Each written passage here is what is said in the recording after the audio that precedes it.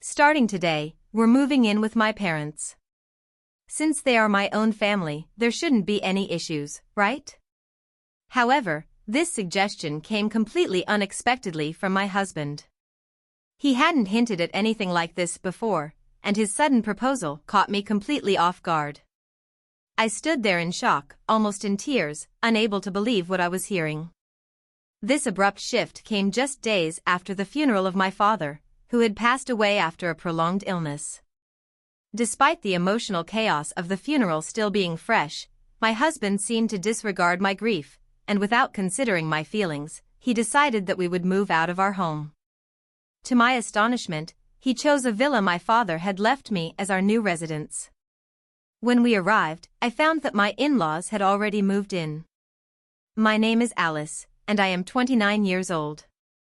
I work as a product designer and have recently started my own business. It's been 5 years since Matthew and I married, and we've built our life together. My career is thriving, and I'm recognized in my field. Financially, I am doing well enough to own our apartment. My mother passed away during my college years, and last year my father was diagnosed with malignant cancer. He fought bravely, undergoing treatment as the disease progressed to its final stages. Our family doctor had advised us to mentally prepare for the worst. Since moving out on my own, I had always been very close with my father. He meant everything to me, and his illness was a heavy blow. Watching him deteriorate day by day was agonizing. I often found myself lying awake at night, filled with worry and anxiety. My husband frequently asked about my father's condition, but his concern never seemed sincere. It felt like he was merely waiting for the inevitable. Perhaps because of the financial implications, my husband often felt inferior since I earned more than he did. Instead of celebrating my accomplishments, he seemed to compete with me, showing a childish side that thrived on rivalry rather than support. In these challenging times, I had hoped for his encouragement and understanding, but instead, we were moving into a space that should have been a sanctuary to mourn and remember my father. Instead, it felt like a battleground of emotions and unspoken expectations, with situations where he seemed to feel in control. My father often told me not to worry about him and to focus on my marriage, but I believed it was important to visit him while I still had the chance to avoid any regrets later. As time passed, I found it increasingly difficult to hide my growing frustration with my husband. In the early days of our marriage, his love felt genuine, and our moments together were filled with joy. But his insensitive comments about my father's illness became unbearable. By the time I noticed the change, the kind and loving husband I once knew had transformed, and I struggled to accept this new version of him. My husband worked from home, and although I planned to do the same after starting my own business, he claimed that having someone around was too distracting. So, I rented a small office space and began commuting. The hospital where my father was treated was along my route, making it easy to visit. My husband stayed at home all day, leaving all the household chores to me. Balancing work, caring for my father, and managing the house left me exhausted. Each day, I returned to find the mess my husband had created and the dishes he used left untouched. He lived selfishly, completely ignoring how I felt.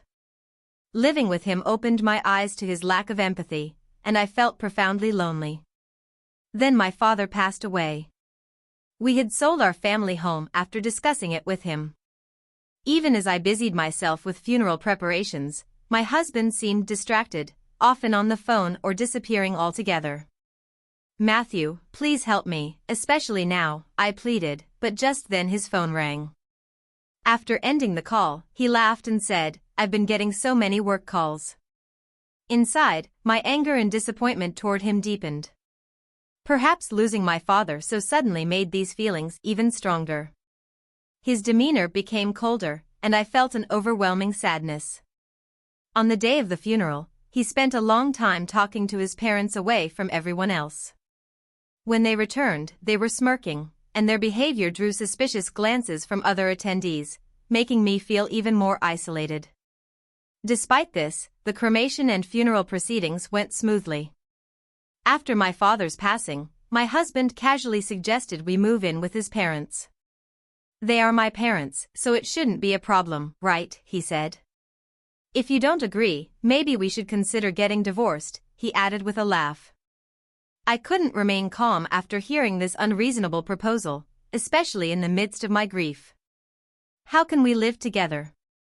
We don't have any spare rooms in this apartment, do we? I challenged him.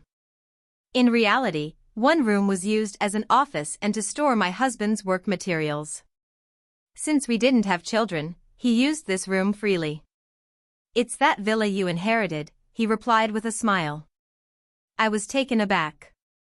While we had sold our family home, the villa was a special place to me, filled with cherished memories of my father. I intended to keep it as a tribute to him. However, my husband seemed indifferent to my sentiments and continued to push for his own desires. I hope you understand that living in that villa would be very hard for me, I tried to explain. He didn't seem to listen when I tried to explain my feelings. His parents had already terminated their apartment lease and decided to move into the villa. It seemed like they had planned this move during my father's funeral, drawn by the villa's spaciousness and peaceful location. Their relocation was already underway, and I felt that my objections were futile. Whenever I voiced my feelings, my husband showed his annoyance. You always think about yourself, he said. You've been away from home so much because of your father's illness and those sudden emergency calls. Do you realize how much I've tolerated because of your obsession with him? His words were harsh and uncaring, darkening my world even further. Now that your father's passed, you should listen to me, he added. It took him a whole year to die, which was way too long. His cold, heartless remarks filled me with shock.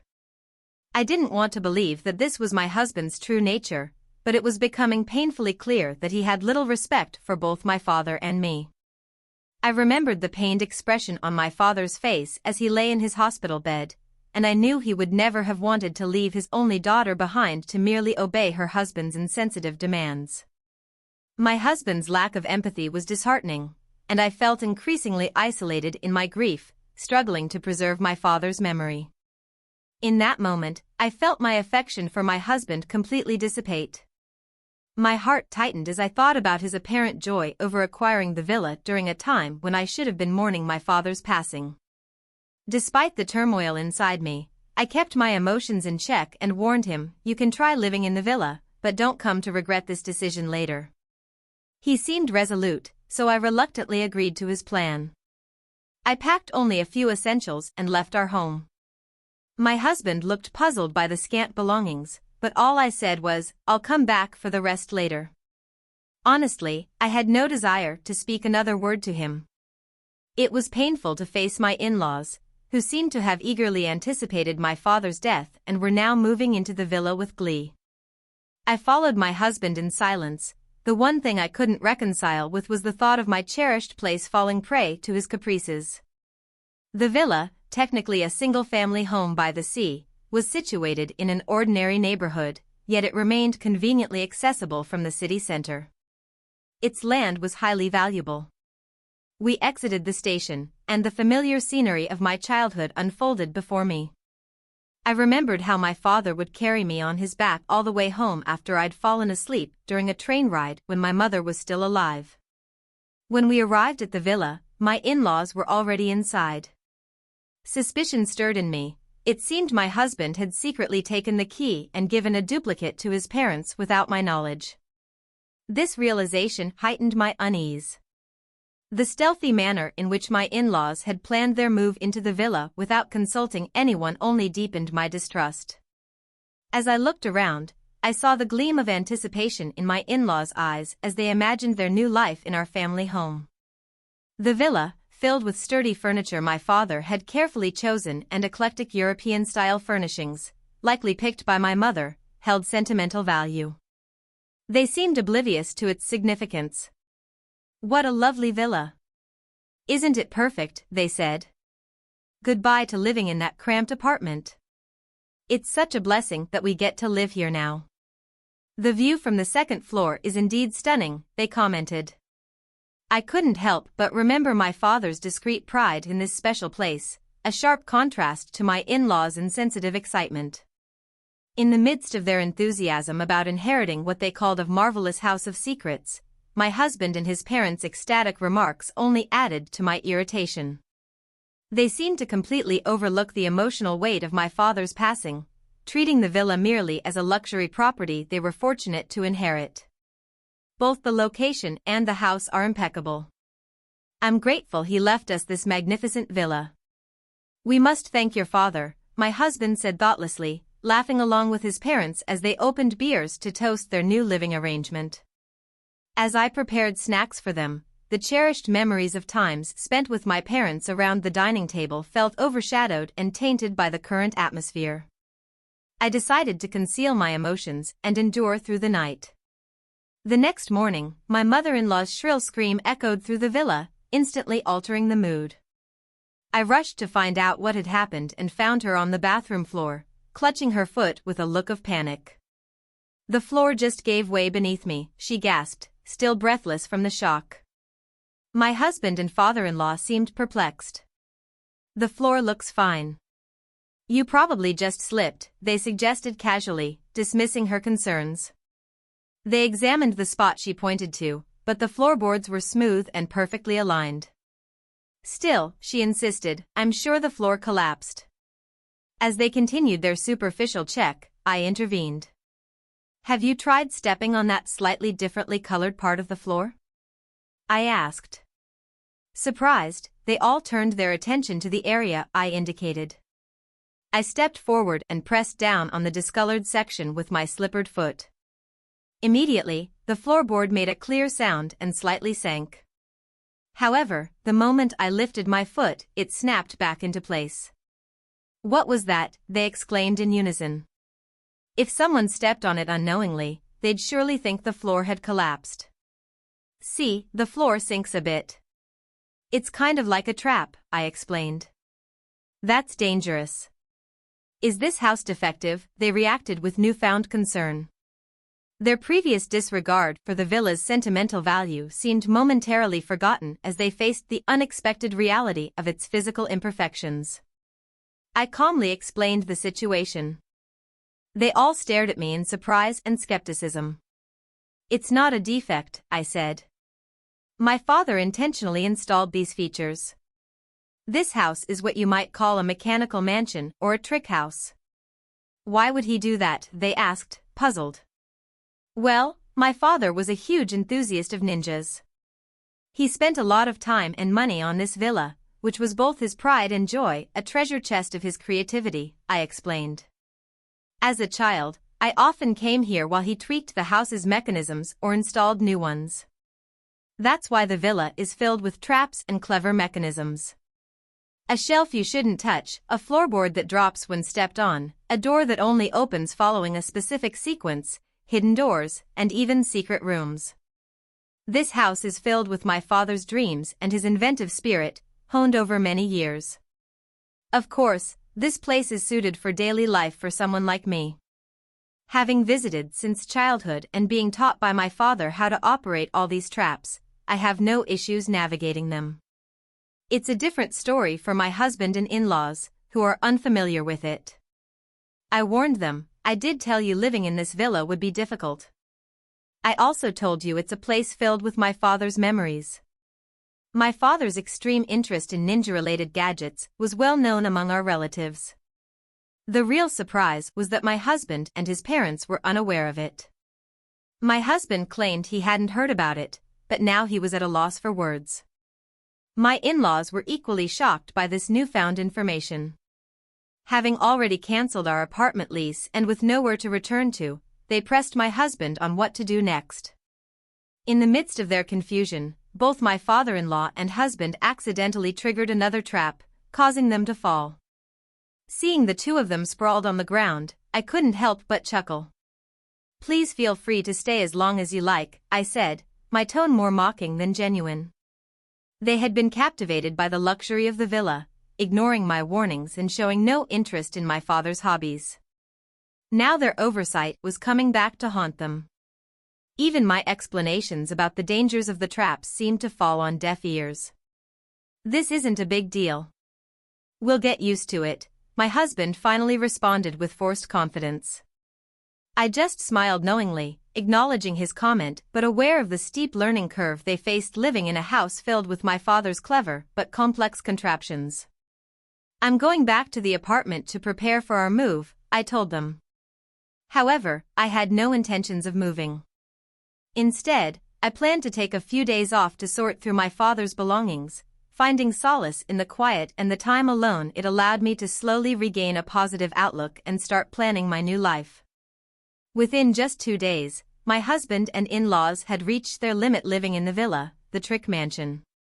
Meanwhile, my father's villa had started to become a minor tourist attraction in the neighborhood.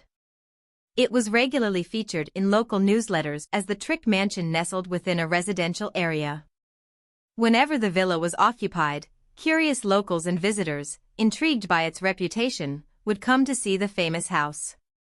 I remembered times when strangers toured the villa and local children played around it, adding life and vibrancy to the place. My father had listed both the villa's and our former home's phone numbers in the newsletters. However, since the family home's number was now inactive, any inquiries would redirect to the villa's number. Thanks to my upbringing, I was proficient in foreign languages, which allowed me to handle calls from international visitors easily. My husband and in-laws, however, struggled with this. They couldn't understand foreign languages and were already overwhelmed by the nerve-wracking lifestyle of avoiding the house's many traps. Exhausted, sleep-deprived, and overwhelmed by the constant barrage of unexpected visitors and challenging phone calls, they stumbled back to the apartment. "Why don't we all just live in this apartment together?" "Think about it," they suggested, desperate to escape the villa. They had eagerly awaited my father's demise to claim the villa, but ironically, they couldn't handle living there for even 2 days. Instead of serving them tea, I handed my husband the divorce papers, which I had already filled out and stamped. "There's no way we can live together. If you understand, just leave quickly," I explained with a deep sigh. I couldn't forgive him for his insensitivity and the way he had disregarded my feelings. Without any discussion or explanation, he had decided we would live with his parents. He had never shared household responsibilities with me before and had comfortably dumped them all on me during our time at the villa. I felt cornered and overwhelmed, yet he seemed completely indifferent to my struggles. As my husband and his parents stood before me in our apartment, I realized I couldn't continue living with someone so selfish. His actions had spoken louder than any promises he could make now. "What happened? You used to love me, right?" he asked, bewildered by my cold demeanor. I couldn't help but. I scoffed at his naive question. "How can you expect me to love someone who secretly wished for my father's death and rejoiced when he passed?" I retorted, my voice firm without a hint of regret. I handed him the divorce papers and firmly instructed both him and his parents to leave the apartment. "First of all, this is my apartment. If anyone should leave, it's you," I declared. When my husband raised his voice, careless of the disturbance it caused the neighbors, he threatened, "Alice, I'll call the police for trespassing if you don't leave quietly." I reminded him calmly, "Do you not remember? This apartment is under my name." They fell silent, the gravity of the situation dawning on them. They had depended on me financially, and now, without much of their own, they faced a stark reality. Before they could begin their lengthy persuasions, I watched as they left. Neither my husband nor my in-laws had substantial savings. After being evicted from the apartment and unable to return to the villa, they found themselves in a cheap, low-quality apartment, struggling to make ends meet. The previous apartment was better, they often lamented. Initially, my husband felt guilty and apologized repeatedly, but over time, his guilt turned into resentment towards his parents. Due to their age, they worked infrequently, and their efforts were short-lived. Eventually, they exhausted their savings and pension. Constant arguments led them to become estranged as a family. The walls of their new apartment were thin, barely containing their daily disputes. Even when they received noise complaints, they never apologized. Instead, they responded with hostility, making them unpopular with neighbors. It seemed inevitable that they would need to find another place to live soon. My husband, who had previously enjoyed the convenience of working from home, now found himself in a cramped space without a proper workspace. This severely affected his ability to concentrate, and consequently, his reputation and sales suffered. He barely scraped by with a late-night job at a convenience store and was considering taking on multiple part-time jobs to survive. In moments of clarity, my in-laws realized that allowing their son to make decisions for them had been their biggest mistake. In their frequent arguments, they blamed the villa's traps and each other. "If you had been more responsible, we wouldn't be in this situation.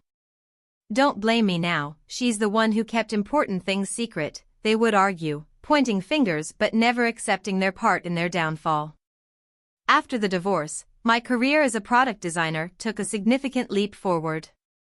To process the grief of my father's death and the turmoil that followed, I channeled my creativity into designing with a unique twist, incorporating ninja elements inspired by my father's interests. I showcased these designs on social media, where they quickly gained popularity. To my surprise, a major cosmetics company reached out, intrigued by my work. They wanted me to design packaging with an Asian touch, integrating ninja motifs. Embracing this project, I saw it as a way to preserve and honor my father's cherished memories. The project turned out to be a tremendous success, catapulting my career to new heights. I found joy in giving updates at my parents' graves, telling them about my achievements and how their legacy continued to inspire my work. I decided to keep the villa, transforming it into a mechanical house, a special place filled with memories of my father. I organized tour schedules and made slight modifications to turn it into a safe space where tourists and local children could explore and enjoy for free. Soon, the house attracted significant media attention. The income from this exposure was invaluable, helping to cover ongoing costs.